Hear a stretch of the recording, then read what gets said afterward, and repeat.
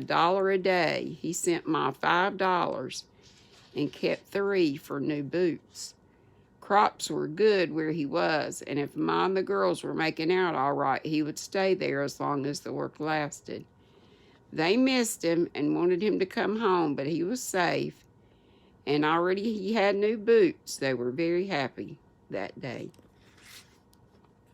Yay, 300 miles. I can't imagine walking 1 mile. Used to. And I used to walk it fast. My kids, when we'd go on field trips, after I'd lost all that weight, and before I got big, I'd say, come on, come on, come on. Come on, hurry across this road. Come on. Okay, this is kindly of a long one, but I think I could make it. The darkest hour is just before dawn. Uh-oh. Now the winds blew cooler, and the sun was not so hot at noon. Mornings were chilly, and the grasshoppers hopped feebly until the sunshine warmed them. One morning a thick frost covered the ground. It coated every twig and chip with a white fuzz, and it burned Laura's bare feet. She saw millions of grasshoppers sitting perfectly still. In a few days, there was not one grasshopper left anywhere, but you know what they left? Them dang egg sacks full of 35 or 40 grasshoppers each. Winter was near, and Pa had not come. The wind was sharp. It did not whiz anymore. It shrieked and wailed. Sky was gray, and a cold gray rain fell, like here. The rain turned to snow. It's not that cold here. And still Pa did not come. Laura had to wear shoes when she went outdoors, and they hurt her feet. She did not know why. Those shoes had never hurt her feet before. Mary's shoes hurt Mary's feet, too. They're growing. All the wood that Pa had chopped was gone, and Mary and Laura picked up the scattered chips. The cold bit their noses and their fingers while they pried the last chips from the frozen ground. Wrapped in shawls, they went searching under the willows, picking up the little dead branches that made a poor fire. Then one afternoon, Mrs. Nelson came visiting. She brought her baby Anna with her. Mrs. Nelson was plump and pretty. Her hair was as golden as Mary's. Her eyes were blue, and when she laughed, as she often did, she showed rows of very white teeth. Laura liked Mrs. Nelson, but she was not glad to see Anna. Anna was a little larger than Carrie, but she could not understand a word that Laura or Mary said, and they couldn't understand her. She talked Norwegian. It was no fun to play with her. And in the summertime, Mary and Laura ran down to the creek when Mrs. Nelson and Anna came. But now it was cold. They must stay in the warm house and play with Anna. Ma said so. Now, girls, Ma said, go get your dolls and play nicely with Anna. Laura brought the box of paper dolls that Ma had cut out of wrapping paper, and they sat down to play on the floor by the open oven door. Anna laughed when she saw the paper dolls. She grabbed into the box, took out a paper lady, and tore her in two. Laura and Mary were horrified. Carrie stared with round eyes. Ma and Mrs. Nelson went on talking and did not see Anna waving the halves of the paper lady and laughing. Laura put the cover on the paper doll box, but in a little while Anna was tired of the torn paper lady and wanted another. Laura did not know what to do, and neither did Mary. If Anna did not get what she wanted, she bawled. She was little, and she was company, and they must not make her cry. But if she got the paper dolls, she would tear them all up. Then Mary whispered, get Charlotte. She can't hurt Charlotte. Laura scurried up the ladder while Mary kept Anna quiet. Darling Charlotte lay in her box under the eaves, smiling with her red yarn mouth and her shoe-button eyes. Laura lifted her carefully and smoothed her wavy black yarn hair and her skirts. Charlotte had no feet, and her hands were only stitched on the flat ends of the arms. because she was a rag doll, but Laura loved her dearly. Charlotte had been Laura's very own since Christmas morning long ago in the big woods of Wisconsin. Laura carried her down the ladder and Anna shouted for her. Laura put Charlotte carefully in Anna's arms. Anna hugged her tight, but hugging couldn't hurt Charlotte. Laura watched anxiously while Anna tugged at Charlotte's shoe-button eyes and pulled her wavy yarn hair and even banged her against the floor. But Anna couldn't really hurt Charlotte, and Laura meant to straighten her skirts and her hair when Anna went away.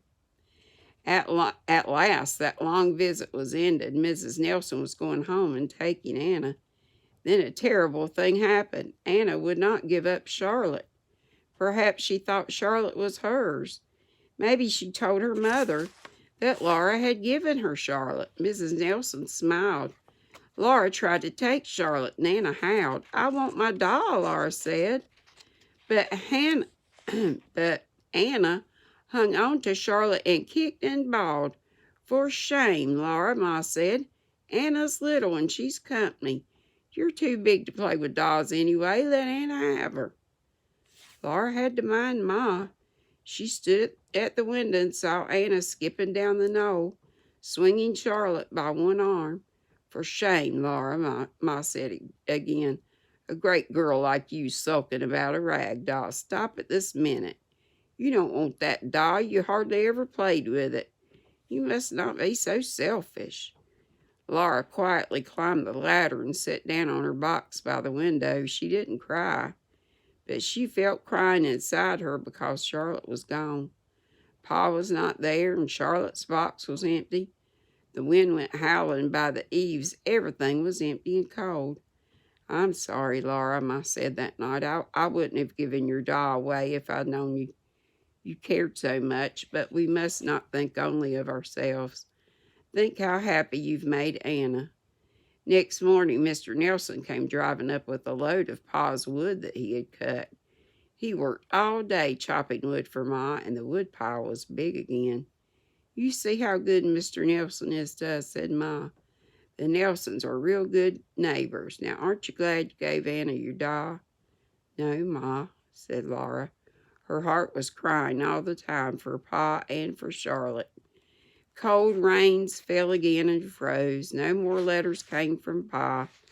Ma thought he must have started to come home.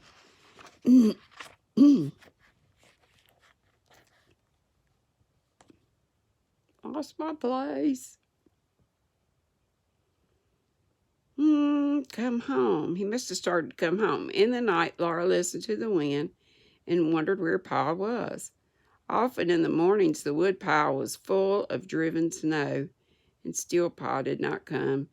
Every Saturday afternoon, Laura put on her stockings and shoes, wrapped herself in Ma's big shawl, and went to the Nelsons. She knocked and asked if Mr. Nelson had got a letter for Ma. She would not go in. She did not want to see Charlotte there. Mrs. Nelson said that no letter had come, and Laura thanked her and went home. On stormy days, she caught sight of something in the Nelsons' barnyard. She stood still and looked. It was Charlotte, drowned and frozen in a puddle. Anna had thrown Charlotte away. Laura could hardly go to the door. She could hardly speak to Mrs. Nelson. Mrs. Nelson said the weather was so bad that Mr. Nelson had not gone to town, but he would surely go next week. Laura said, "Thank you, ma'am," and turned away. Sleety rain was beating down on Charlotte. Anna had scalped her. Charlotte's beautiful wavy hair was ripped loose, and her smiling yarn mouth was torn and bleeding red on her cheek. One shoe-button eye was gone, but she was Charlotte. Laura snatched her up and hid her under the shawl. She ran panting against the angry wind and sleet all the way home. Ma started up frightened when she saw Laura. "What is it? What is it? Tell me," Ma said. "Mr. Nelson didn't go to town," Laura answered, "but oh, Ma, look." "What on earth?" said Ma. "It's Charlotte," Laura said. I stole her. I don't care, Ma. I don't care if I did. There, don't be so excited, said Ma. Come here and tell me about it. And she drew Laura down on her lap in the rocking chair. They decided that it had not been wrong for Laura to take back Charlotte. It had been a terrible experience for Charlotte, but Laura had rescued her, and Ma promised to make her as good as new. Ma ripped off the torn hair and the bits of her mouth, and her remaining eye, and her face. They thawed Charlotte and wrung her out, and Ma washed her thoroughly clean and starched and ironed her while Laura chose from the scrap bag a new pale pink face for her and new button eyes. That night, when Laura went to bed, she laid Charlotte in her box. Charlotte was clean and crisp. Her red mouth smiled. Her eyes shone black, and she had golden brown yarn hair braided in 2 wee braids and tied with blue yarn bows. Laura went to sleep, cuddled against Mary under the patchwork comforters. The wind was howling, and sleety rain beat on the roof. It was so cold that Laura and Mary pulled the comforters over their heads. A terrific crash woke them. They were scared in the dark under the comforters. Then they heard a loud voice downstairs that said, I declare, I dropped that armful of wood, didn't I? I was laughing. You did that on purpose, Charles, to wake up the girls. Laura flew screaming out of bed and screaming down the ladder. She jumped into Pa's arms, and so did Mary. Then what a racket of talking, laughing, jumping up and down. Pa's blue eyes twinkled. His hair stood straight up.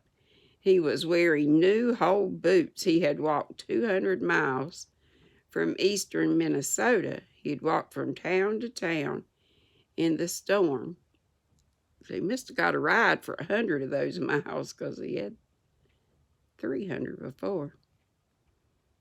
Now he was here. For shame, girls, in your nightgowns, said Ma. Go dress yourselves. Breakfast is nearly ready. They dressed faster than ever before.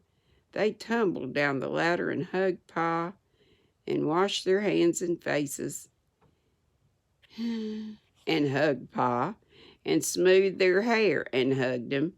Jack wagged in circles, and Carrie pounded the table with her spoon and sang, Pa's come home, Pa's come home. At last they were all at the table. Pa said he had been too busy toward the last to write. He said, they kept us humping on that thresher from before dawn till after dark, and when I could start home, I didn't stop to write. I didn't bring any presents either, but I've got money to buy them. The best present you could bring us, Charles, was coming home. Ma told him. After breakfast, Pa went to see the stock. They all went with him, and Jack stayed close at his heels. Pa was pleased that Sam and David and Spot looked so well. He said he couldn't have taken better care of everything himself. Ma told him that Mary and Laura had been a great help to her. Gosh, Pa said, it's good to be home. Then he asked, what's the matter with your feet, Laura? She'd forgotten her feet.